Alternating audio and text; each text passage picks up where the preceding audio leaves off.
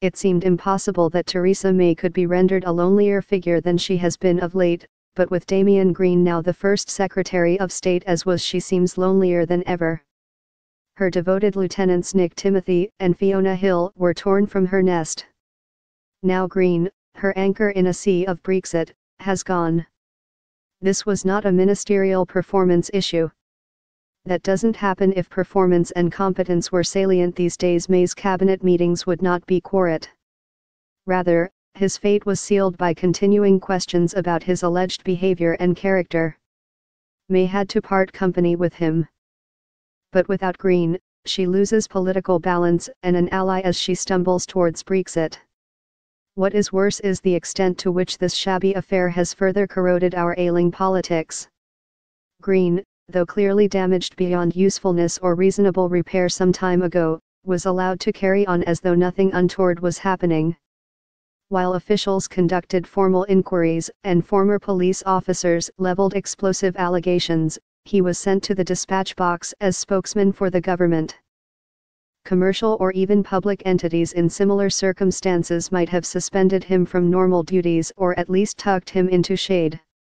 Instead May shone a light and said to the world and his accusers, "This is still our champion."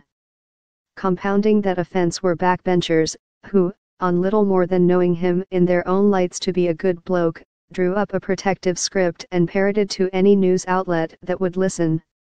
They might have been right, he may have been in some measure traduced, but they did not know. They just closed ranks. Reportedly, the Brexit Secretary David Davis threatened to resign unless the Prime Minister gave him the protection to which they felt him entitled. What is that if not the ultimate manifestation of bubble politics? An approach that says I reject all claims as baseless because I know and like him. And what did the reported Davis threat to Number 10 say about the authority of a PM who has now mislaid 3 of her senior ministers since November? Then there was the treatment accorded to Maltby.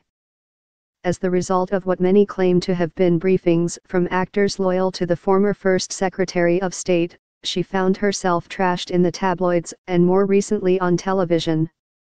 One does not have to know the full truth of those contested accusations to be nauseated at how power and those who access it protect themselves. One need only set the smears against the Cabinet Office verdict that her account of the encounter seems plausible.